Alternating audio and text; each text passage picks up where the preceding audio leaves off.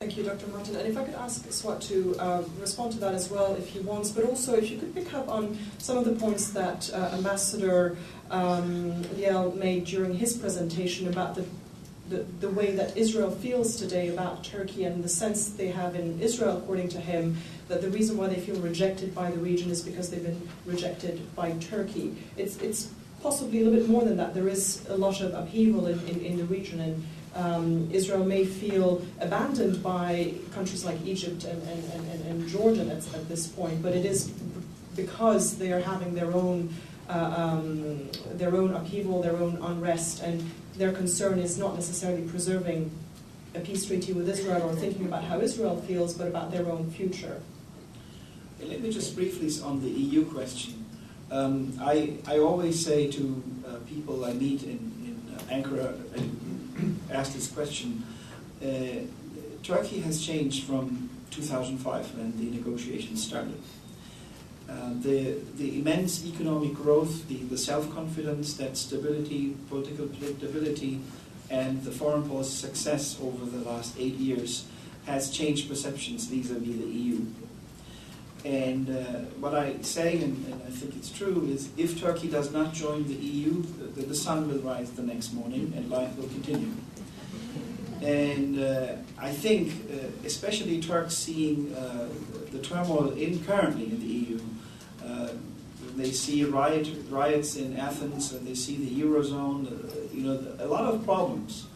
I think it comforts people that Turkey is not in the EU right now. That said, I agree what Professor Mufti said, and I think many times we find the reference that the Europeans sometimes provide. For instance, in 2008, when a closure case was opened against my party, we found out about the Venice Commission and the reference that provided. There are certain things where Turkey actually benefits from the standards and applications that the Europeans have established, and sometimes it continues to be an important point of reference. But I don't think Turks get sleepless over anymore whether Turkey will join the Union or not. I think this is a process that will continue to be monitored by both Turks and Europeans, and as time progresses, we will see how things go. In 20 or 30 years, there might be a very different European Union that Turkey might not want to join anymore. On Israel, I just wanted to say, I find somewhat artificial atmosphere created after our election that there is some sort of new push towards Turkish-Israeli reconciliation after the Marmara incident. I think it's premature, or I don't know, somewhat optimistic thinking. The primary parameters remain the same from a Turkish perspective. Turkey will not normalize relations with Israel unless there is an apology and compensation paid to those who were killed and injured at the Marmara raid. And we will not allow, if there are people in Tel Aviv or Jerusalem who think that as time passes that Turkey's stance will soften, or Turkey will forget about it, or that this issue will be somewhat watered down, that's not going to be the case. As much as I'm sad to see that our relations have come to this point, I also equally underline that our stance will not change when it comes to those two basic demands, that Israel needs to apologize and pay compensation to the citizens that it killed. Right, another question. Right here in the front.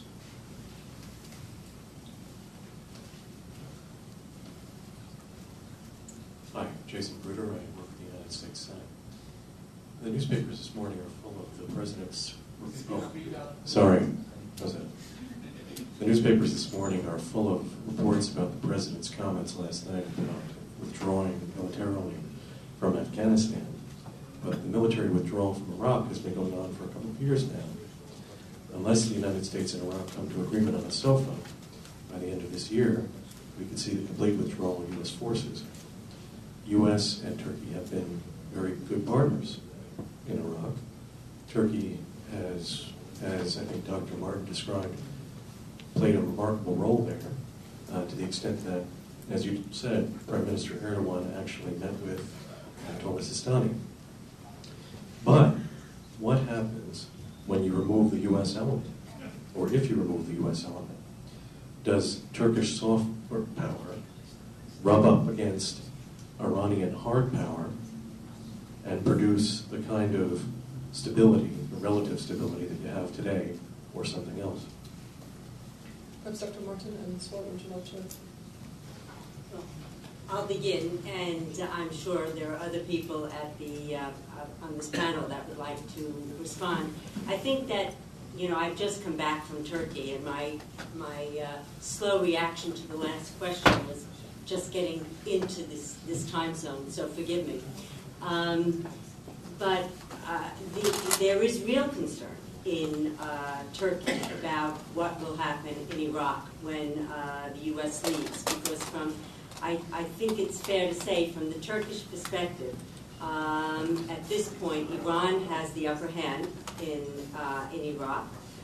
They are very frustrated with the fact that the United States did not,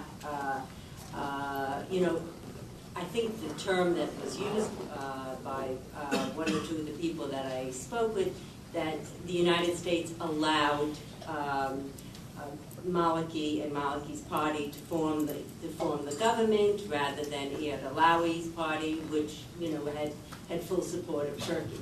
So the Turks are very concerned about what's going to happen, but in Iraq, and I think that's one of the reasons that it is a very, very good thing that Turkey has developed a good working relationship with the Kurdish regional government, because that could have been a very, very rocky area.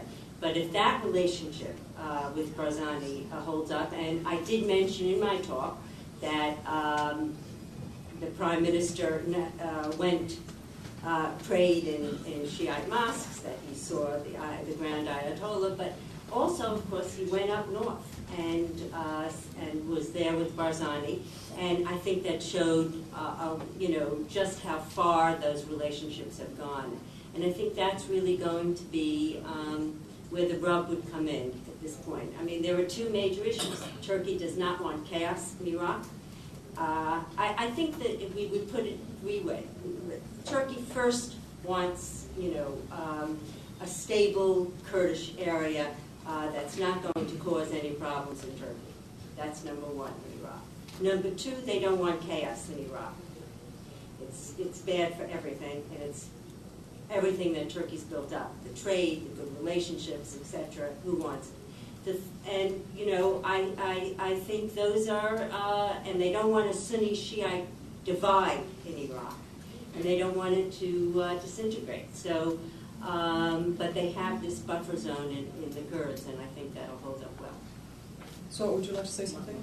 You seem to want to respond to that.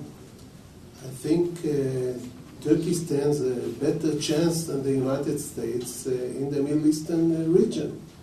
I think Turkey understands the region, and the Turkish model is closer to, or has a bigger chance to be accepted than the American or the Israeli model. I remember that back in 1997, the Deputy Chief of Staff of Turkey, Çevik Bir, came to Israel with a group of generals and tried to convince us to transform the Middle East together into a democratic, pro-Western region, Israel and Turkey together, and we told him, go alone, because if you add us to the team, you will lose. And I think unlike during the Kemalist period of time, Turkey is, and we've seen this Tessev poll. Turkey is much better accepted than the United States, and maybe it's the vacuum that might be created by the United States will be filled in by a new regional power, and this is possible, I think. Can I say this something? Sure. Maybe you should have asked Çevik Bir what he has done for Turkish democracy.